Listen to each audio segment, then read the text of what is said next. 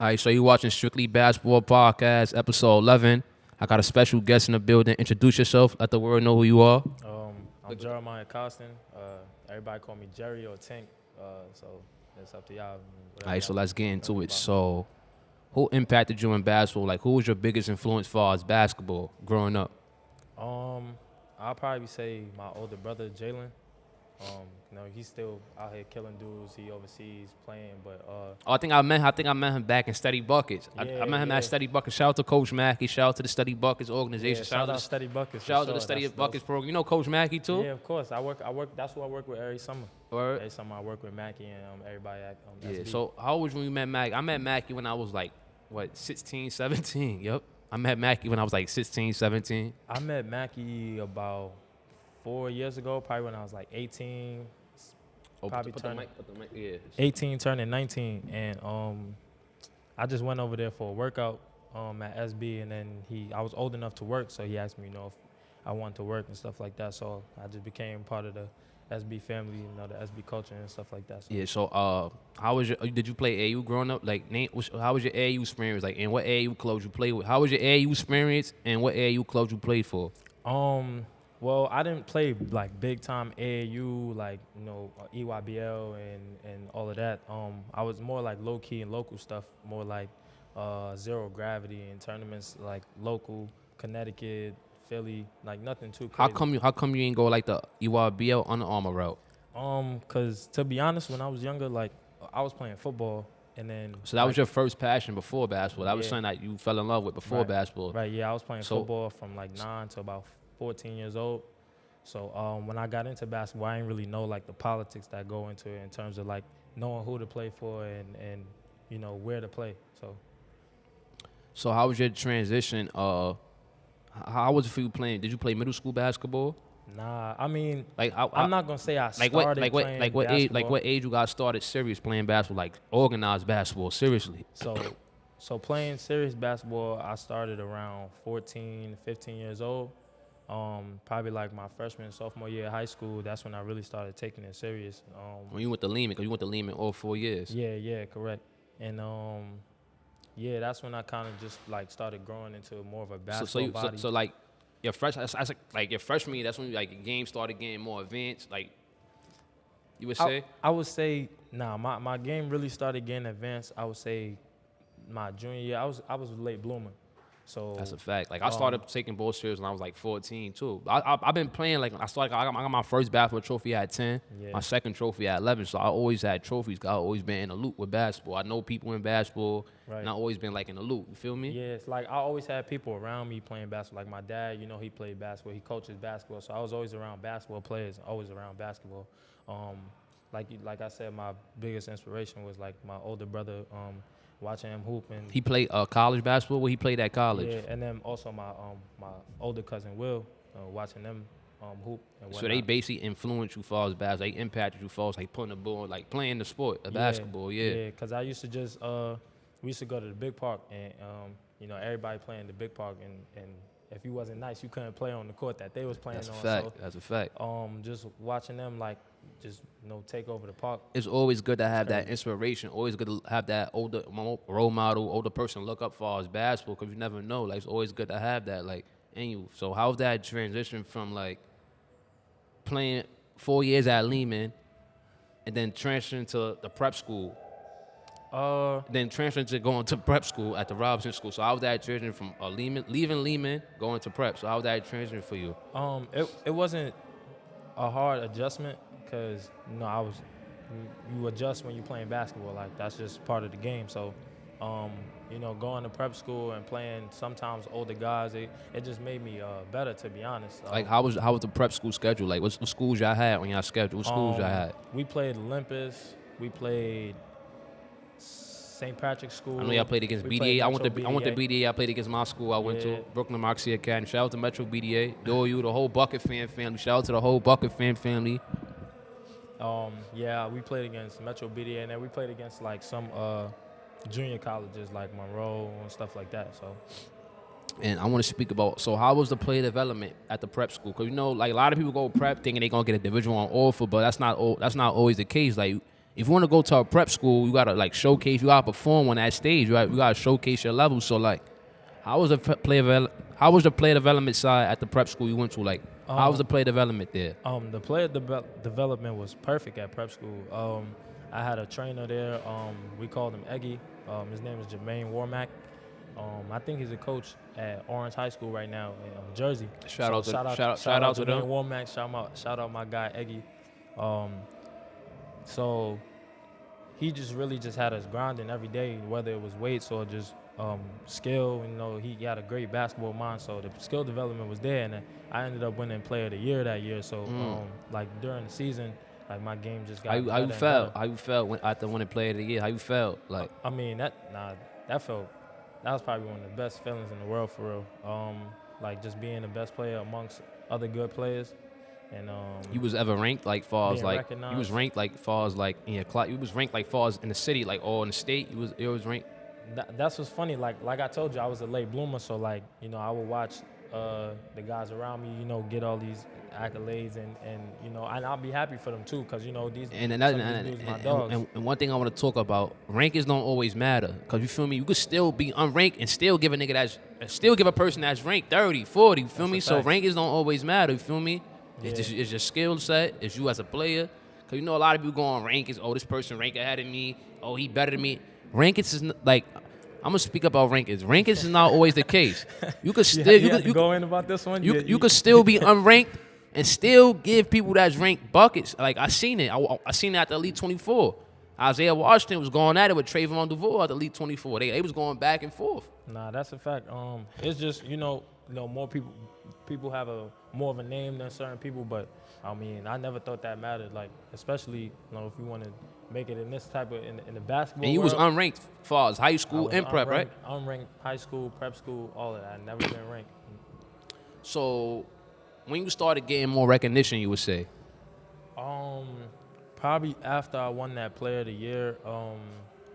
I would say I'm probably still not that known among the city, but you know my name got floated around a couple times. Played a good summer last year with certain teams and certain tournaments, you know. So what tournament you did last summer? I did damn near everything. I did like what streetball tournament you played in last summer? I did Hoops in the Sun. I got a little run in Pro City. Not too much though, but you know, among the pros. You ain't do Dykeman? Nah, I ain't do I ain't do Dykeman in so long. I don't know. Dykeman getting kind of. Yeah, I did Dykeman open runs in 2017. So. Yeah. I had a chance to play again in 2018. Yeah, because L-Pack. Shout out to L-Pack. I went rocking the L-Pack. Shout out to the whole L-Pack fan. Shout out to Vic.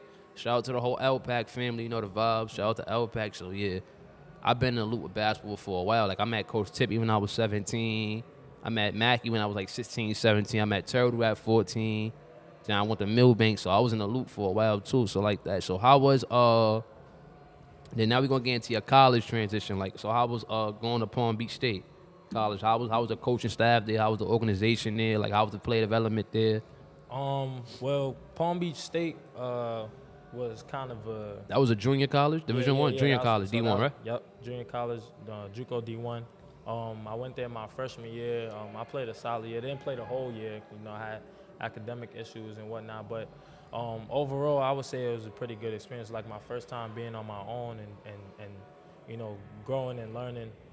Adjusting and learning and without everything. the training wheels of your parents and whatnot. So it was a cool adjustment, just like being out there having to think for myself and having to develop my game on my own too. Like I say you still in contact with some of your teammates from college? Like definitely. You got a good relationship with some of your teammates? Yeah, we locked in for sure. That's dope. So college was good. Then what else I want to touch on? So after Palm Beach State, how was that for you? Like far as like we went to Shelton after that? Nah, actually, after Palm Beach, I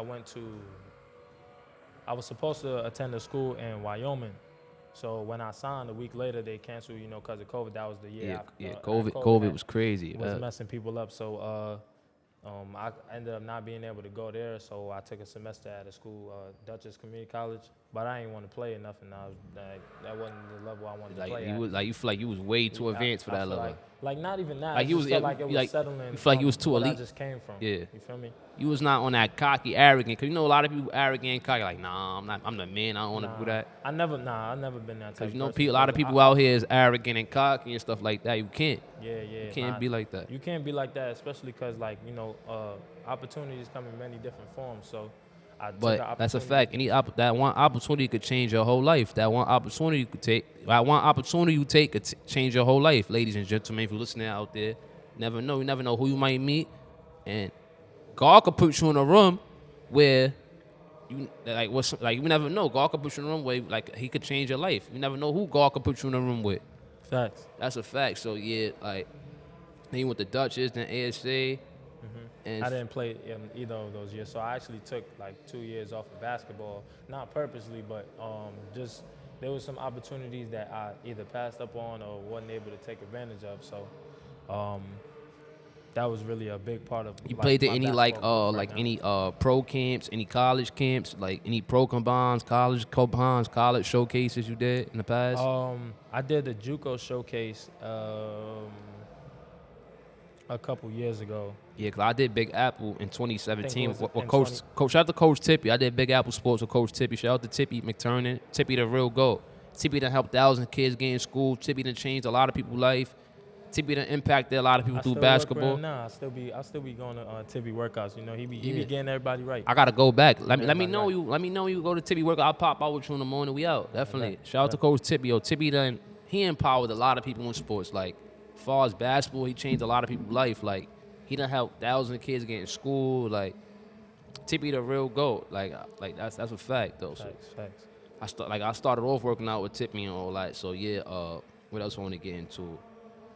So what's next for you as far as basketball now? Like right now, I'm looking to finish up my 2-year degree and then try to get into a Division I, Division II. I had a solid year this year at Sheldon. It wasn't the greatest. How was the stats? How was your stats? I averaged 7 points, 4 rebounds, 2 assists. You ain't played much?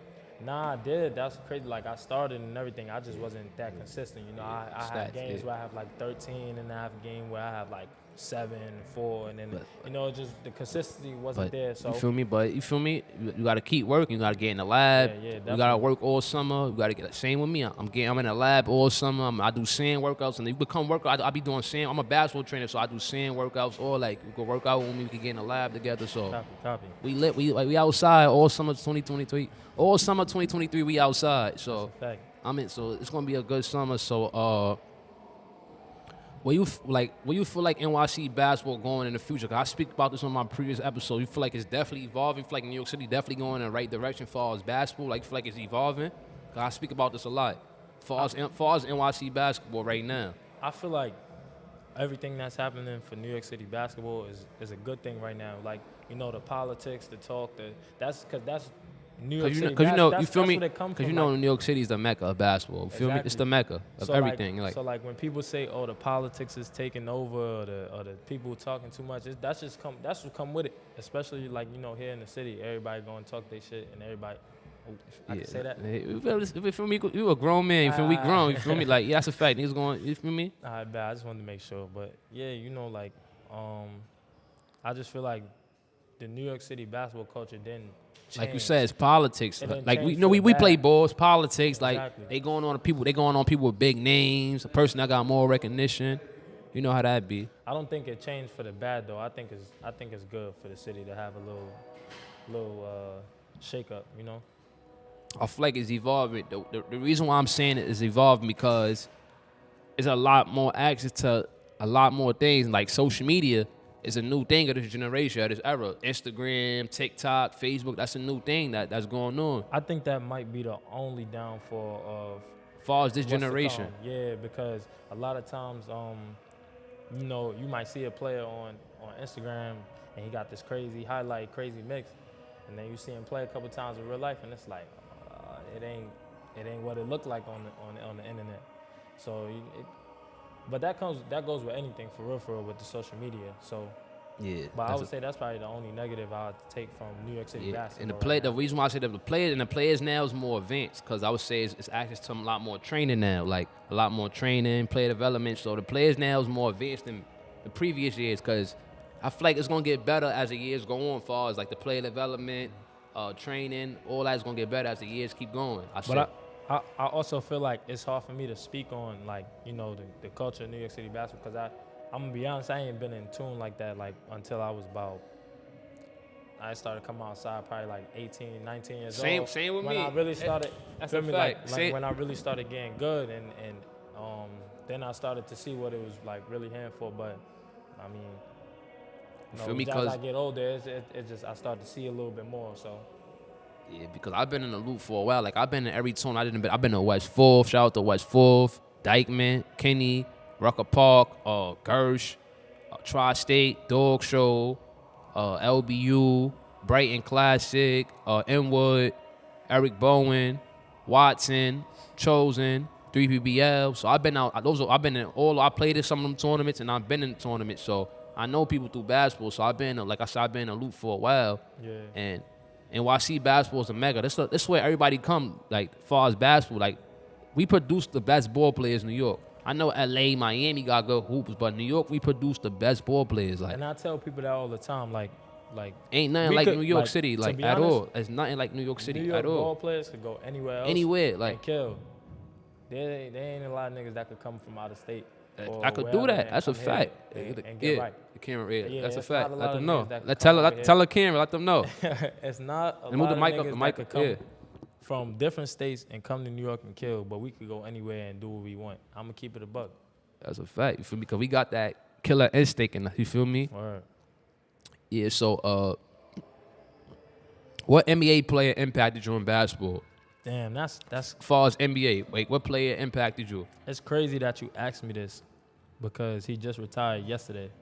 Melo been one of my favorite players since I was young, especially because my pops was a big fan. So Shout out to Carmelo Anthony. Yeah. Carmelo gave us a great NBA career, 10-time All-Star, a 6-time All-NBA 9 team. full-time scoring leader. 2012, 2013, 1-time scoring champ, 3-time gold medal Olympic. You feel me? He did that. He did all that. His accolades speak for himself. Carmelo Anthony is a first ballot Hall of Famer easily. Like, he gave us, like, a great career. Like, my favorite Carmelo Anthony moment is when I seen him drop 60-something against Charlotte. Like, Yeah. I'm like, yo, he went in the Garden. He had 60-something against the Charlotte Hornets. Like, that was one of my favorite Carmelo Anthony moments. I was able to, I was lucky enough to catch his last game in New York. They played the Wizards, and he was going crazy. What year was that? That was probably like 20, was that 13 or 14? Around that, 14, 15, one of them years. One of them years I probably caught his last game in New York, so. It might have been later than that, though, because I don't remember when he Carmelo, somebody like that really inspired you, like impacted you as far as basketball. You say, like growing up, like Melo, Kobe. You had any Carmelo jerseys in the crib? Carmelo magazines? I definitely had some posters. Not no jerseys or nothing like that, but I tried to meet him one time in Basketball City. So Melo, if you see this, bro, I tried to meet you in Basketball City camera, one let time. them know. I guess you was having a bad day or whatever. And your security wasn't feeling me, bro. So I just need an autograph or something. Feel me? Like, now that you retired, I know you got time on your hands, bro. I need a I need a jersey. I need a autograph, something, bro. Word. Yeah, a lot of players impacted me. One of my favorite point guards ever I love. A big Allen Iverson fan. Allen Iverson changed the game a lot. Like, you feel me? The trend he brought in the early 2000s, the tattoo, he was his authentic self. You feel me? AI was his authentic self. You feel me? He had the tattoos, the headband. Thanks. Like, he changed the game. Like, AI was that guy in the early 2000s. Like, he literally took over the early 2000s. He was a 4-time scoring champ. Like he averaged like 30 for 4 seasons. Like, AI was that guy. Like, yeah, one of the main reasons I feel like Melo big Allen Iverson fan. One of the big reasons I feel like Melo influenced me was because I always seen him as like a underdog, or like throughout his career they always tried to put somebody over him, and there's been times where he proved where they wasn't. So I think that was a big inspiration to me. What's your favorite Carmelo Anthony moment? Far as watching him as a basketball, what's your favorite Carmelo Anthony moment? When he hit that 3 against the Bulls to tie the game and then to win it in OT. That's probably my favorite Carmelo thing. I remember watching that game with my uncle too, and my little cousin. I remember watching that game, and he hit that 3 in the fourth quarter to tie it, and then he hit the 3 in OT to It was another play I was impacted by, and May God rest his soul. Rest in peace to Kobe Bryant. Like when I found out Kobe died, like that was very tragic.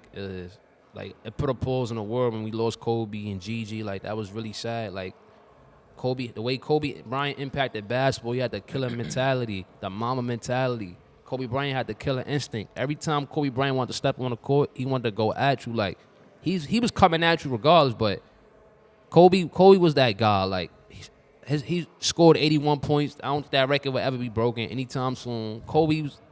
He the second player to score. You feel me? How much Will Chamberlain scored? 100. Of course, he scored 100. Kobe had 81, but that record would probably never be broken. Like I don't know the way basketball going right now, bro. Like niggas is getting closer and closer. Dame had what? 71. Donovan Mitchell had 71. Yeah, bro. That shit gonna get. In the next few years, somebody gonna break. But Kobe, like what he did for the game, like you ever had a favorite Kobe Bryant moment? Like anything you like about Kobe? Like if you ever was a fan, what you like? Oh yeah. Nah, I love Kobe. Favorite Kobe moment though? Dang. I gotta think about that one. Oh, when he hit that game winner against that's crazy because both of my favorite moments of two players is on the Bulls. My favorite Kobe. Anybody from Chicago, I don't got nothing against y'all. I don't got nothing against the Bulls, but I don't know what it is about my favorite players having great games against y'all. But this was on Christmas Day. I forget what year, but Kobe shot over like 4 y'all and gamed them. But yeah, that's probably my favorite Kobe moment. Yeah, my favorite Kobe Bryant moment is when he dropped 61 points his last game against Utah. Like, and the way he went out, the way he did it, and the way he went out was like that was so surreal for me to see him do that. Like, Kobe was that guy. Then the tragic news we heard, and Kobe and his daughter, like, they passed. That happened right before the pandemic started. Cause mind you, that happened. The pandemic got crazy in March. Yeah, that's when Kobe first. That's when Kobe first got. COVID got crazy in March. Then Kobe and his daughter passed in January on the 26th, and it happened in Calabasas, California. And the way that happened, the helicopter crash, it was other passengers on that helicopter. It was not just Kobe and his daughter. Yeah. It was other passengers on that helicopter that was with them. So, and Kobe was taking his daughter to her game at the Mama Academy. Because, you know, Gigi was nice. She was like that. Kobe trained her, and she was a dog, too. Yeah.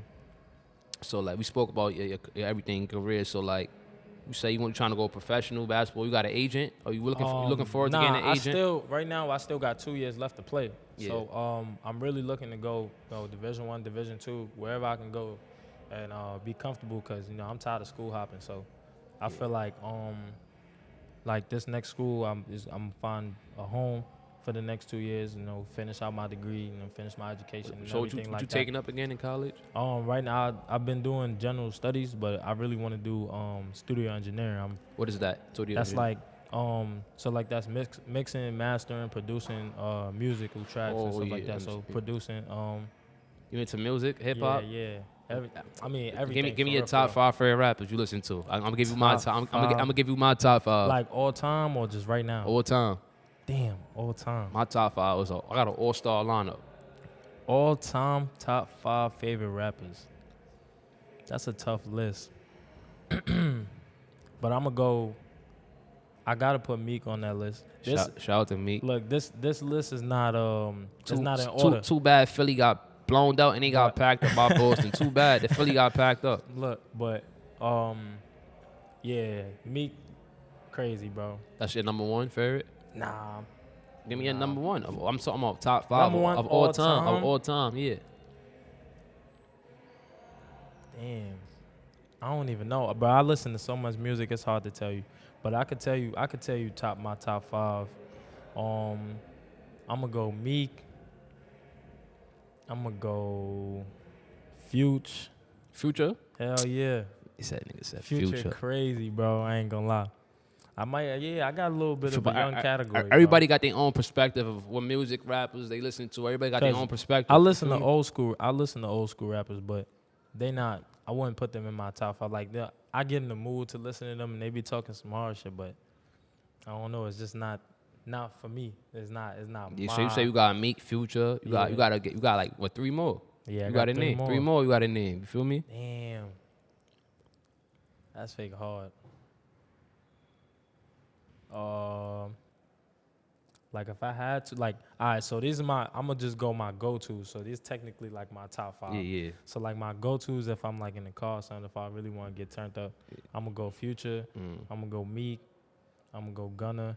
Hey, I don't want nobody saying anything about him snitching. He ain't snitch on me, bro. He ain't snitch on me. Then his music fire. So I'm gonna go them 3. I'm gonna throw G Herbo in there. Shout out to G Herbo. And then my top 5 is crazy. I'm out the name. I got an all-star lineup. And I'm gonna throw Lil Wayne in that 5th spot. I'm gonna throw Lil Wayne. My top 5 is crazy. I'm about to name it right now. My number 1. Shout out to my guy, Toronto, born raised Canadian. Come on, bro. Jersey Drake. Shout out to my guy Drake. Drake at number 1. You feel me? Shout out to Drake. Number 2. He from Yonkers, New York. Lyricist, one of the best rappers ever lyrically. My man Jadakiss, shout out to my son Jadakiss, top 5, Dead or Alive, Kiss that guy, you feel me? Kiss changed the game, you feel me? The Locks, when the Locks came out, they came out as a group, but all them got bars. Yeah. Shout out to Sheik Luch, shout out to Styles P, they all can rap. I got Jadakiss number 2, he a living legend. Number 3, I got Jay-Z, shout out to Jigga, shout out to Hove, Marcy Projects, Brooklyn. Feel me? Shout out to Jay-Z. You got that old head favorite rapper. Yeah, yeah, tell me that. Yeah, I'm old school. You feel me? Drake is more like part of this era. You feel me? Because Drake catalog is crazy. Nah, it is. I ain't gonna lie. I don't Drake, think he got a bad song. What? Drake catalog is crazy. I just can't put him in my favorites. My number 4. Shout out to my number 4 rapper. I'm gonna have to go with shout out to my guy Fab. I gotta put Fab number 4. Fabulous I listened his last album he put out was 2019. That album was fire. Fabulous he got bangers. And number 5, shout out to Biggie Smalls. I got Biggie Smalls. You went straight lyricist. Okay. Yeah, that's far as like all the time. When we give me my top 5 rappers now, I like. Yeah. All right, number 1, Drake. Number 1. Number 2, Dave. Shout out to my guy Davies. Shout out to Davies store. Davies got a store in Harlem. You more of like that. You like that lyrical rap. Yeah. I don't know. With me, Drake. I like the lyrical rap when I'm in that mood. I gotta be in the mood for the lyrical rap. But like majority of the time, I want to hear some shit like Drake. Turn up to and shit. Yeah, like Drake, Davies, J. Cole number 3. J. Cole, that guy. Shout out to my guy J. Cole. J. Cole got bangers. I got J. Cole number 3. Who I'm gonna put is number 4. Kendrick number 4. Definitely Kendrick, that guy. Shout out to Kendrick Lamar. He got balls. That's a good 4 I named. Thanks. Drake, I had Drake. Who else? I did Davies, J. Cole, Kendrick. Who I could put as number 4? Number 4. I got one more, right? Nah, you got one more. 5. I throw Meek in there. Number 5. Right. That's a good 5. Yeah, Feel me? You that's can't a go good 5. wrong with that, bro. Facts. J. Cole, Kendrick, Meek, Drake, Yeah, Davies. that's That's 5. That's an all-star That's a good lineup. Like, 5. you can't go wrong with that 5. Like, Nah, not give at me your all. top 5 now. Top 5 right now. If I was to open my phone, what would you hear? You would definitely hear some G Herbo. You're not gonna throw J. Cole on your playlist? Cole or I Kendrick? I listen to them for sure. It's just I gotta be in the mood for them. Like, feel me? Like I'm gonna say on a daily basis, I listen to Dirk. I mean, no. I'm sorry, not Dirk. I don't really like Dirk like that. Dirk, T.I., but I don't know. I don't be feeling him like that. But I like G Herbo. I'ma go Gunna. I'ma go. You don't like Lil Baby? Hey, you don't like the Baby, Lil Baby? Yeah. Now, Lil Baby fire, though. Lil Baby nice, but he too mainstream. Yeah. Like, he too mainstream. Like, I fuck with, I'm gonna go Polo G. That's kind of drill, right? You like drill rap, too? I'm not. Polo G more, like, he I don't. lyrical, That's but one at thing. the That's same one time- thing. A lot. This era is a lot of drill rap, too. Nah, Polo G not drill, though. No, Chef G is more drill rap. Chef G, is not more Polo drill. G. Chef Yeah, G is yeah. more drill rap. You feel Yeah. me? That's And more I'm drill. gonna throw Sleepy Hollow. Sleepy That's, Hollow. You know, Chef G's mans. Yeah. I think them niggas didn't they get indicted?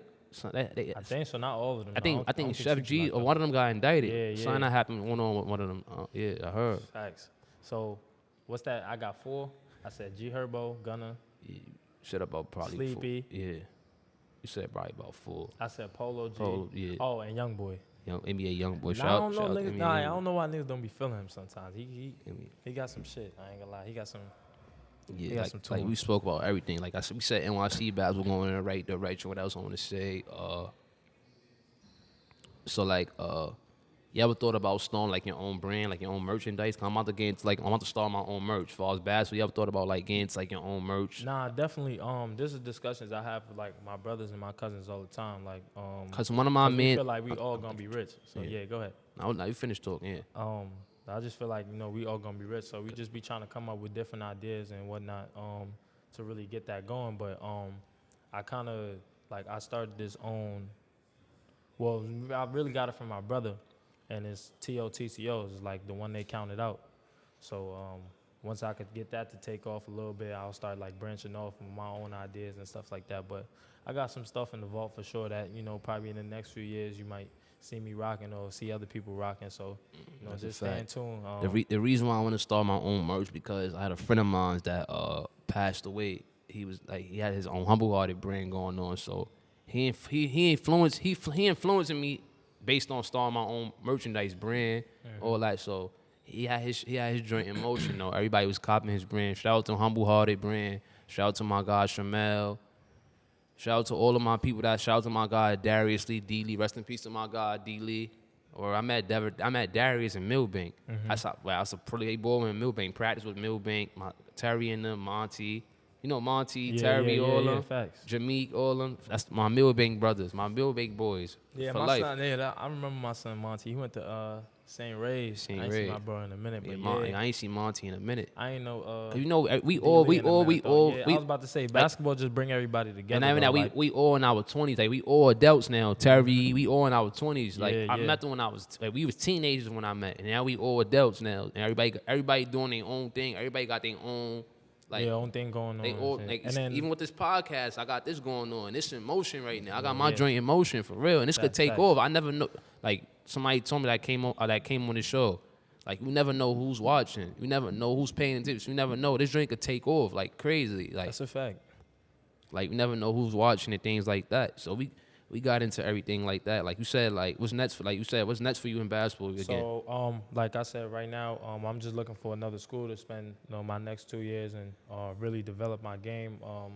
And then after that, hopefully I could, made enough noise to be a professional basketball player. You ever thought about getting into like training, coaching? You ever thought about that? You ever had that idea of getting into like other things besides like training, like things in basketball besides playing? Like I thought about coaching. Not so much training, but coaching, because I don't know. I feel like before I really started getting good physically, because there's other avenues you could take besides playing basketball. So like before I started getting good physically, I felt like I was mentally better than a lot of people in the game. So I just was able to develop my abilities in a way that my physical skill catches up with my mind. So I just feel like y'all hear that? Listen, y'all hear that? Listen. Like being a coach, I could definitely. Further down the line when my time is done bouncing basketball, I can be able to teach, younger kids. Yeah, I'm big on that too. I'm big on empowering the youth, the next generation, because the next generation of stars. So you gotta always put a smile, inspire the kids, make them be an inspiration. And that's what we gonna leave here. Like everybody like. Not to say everybody gonna forget you, but what you leave a legacy behind. In life, you leave it within people. Like you gotta leave your own imprint. You feel me? Exactly. So I feel like that's definitely one way. Put the mic up. Speak on the mic. I feel like that's definitely one way I could impact my community or just leave a legacy of my own. Yeah, you gotta leave an imprint. That's part of life. And meeting people, coming across people. Building your own empire, like I'm big on like having a boss mentality. Yeah. Having boss commandments. I'm inspired by a guy named Rick Ross. Like I'm real big on Rick Ross, like ownership, owning land, real estate, things like that. So I'm real inspired by a guy like Rick Ross. I'm reading his book right now. It's called Rick Ross, The Perfect Day to Boss Up. A guy hustler to building his own empire. Check that book out. It's a Rick Ross book. Go read it, ladies and gentlemen. Check out that Rick Ross book. He a real boss. So yeah, I'm inspired by ownership, and I feel like as black people, we need more ownership. We need more integrity as black people. We need to come together more, sit together. Nah, that's a fact. I mean, that's a fact. It's not every day you could get and sit right here. It's a blessing to be able to sit right here with you and have this kind of conversation. things that go like it's things and it's things that go on in the world besides, you feel me, like besides basketball, it's things that go on in real life. Like how basketball relates to real life for you? Well, to be honest, like basketball is my life, so that's how it relates to me in real life. But just challenges. Because I speak challenges and obstacles that you go through in life, the same challenges you might meet in basketball, especially I'm gonna say, like, considering my journey, it's been real up and down, and life got some ups and downs, but it's just about having that integrity and having that empowerment and things like that, and just being strong enough to get through it. Yeah, and like I speak about this a lot. Like you can use basketball as a tool to get you out of depression, whatever you're going through, as therapeutic. Like you can use basketball as a tool to get you out of, if you're going through things at home, depression. You can use basketball as therapy to get you out that mood. Like you ever had that time? You ever had the moments like you going through something like, I'm gonna go play ball, I'm going through depression, because people go through things in their everyday lives, things at home, Yeah, nah, definitely not so much as depression, but just having a bad day or just having a down day. Going to hoop or just picking up a basketball, dribbling a couple of times, shooting around, whatnot, or even going to work out. That definitely could clear your mind. And the reason why I speak about this is because there's a lot of mental illness going on, and in the world we live in, society that we living in today, you see a lot of people that's mental, go through things, and we need to speak about this more often. Mental illness, people going through that. Because a lot of people do suffer in silence, so yeah. A lot of people suffer depression, things like that. That's why I speak about, like, basketball. You can use it as a tool to get you out of depression. Like, I went through that too, depression. Like having a bad day. I'm gonna go to the hoop. I'm gonna go to the park, go play ball, get shots up to get things off my mind. Feel me? Because we could, as individuals, we could go through mood swings and things like that. You know how that is, like. Facts. So, like I said, you could use it as a tool. So, one more question before we wrap up. So, what's going on for the summer? Man, what's going on for the summer? I told myself I wouldn't play outside this summer, but I don't know, bro. I feel like I still got a lot to prove to not other people for real, because I've never been that type of person, but just to myself. Just coming off the season that I had, I want to be able to prove within myself that I'm like, I can do this shit. Like I'm like that. I can hang with these guys. I can hang with these pros. Stay tuned. Stay tuned. Yeah, for sure. Definitely. All right, so we about to wrap up. So thanks for watching Strictly Basketball Podcast, episode 11 with my guy, Jeremiah Coston. Yeah. Tell them where to follow you at on social media and everything. Look at the camera. You can follow me on Instagram at tink.0_. That's TINK.0_. And then I think my Twitter is JTink, so JTINK_21. Yeah, that's on my socials right there. All right, so thanks for watching Strictly Basketball Podcast episode. Like, you already know where to follow me at Rayshawn Joseph, all social media platforms, Instagram, Facebook, my TikTok. Subscribe to my YouTube channel, Strictly Basketball Podcast. Yo, I appreciate you for coming through. Bro. Hey, shout out my boy Rayshawn for having me up here, man. Right. This was a great experience. Stay tuned for many more episodes, many more guests. Stay tuned. We locked in. Yeah, that's a fact. Yo, thanks for pulling up, Brody. Sure. All right. Yeah, this shit was good. Appreciate you. You about to go? You going to stay?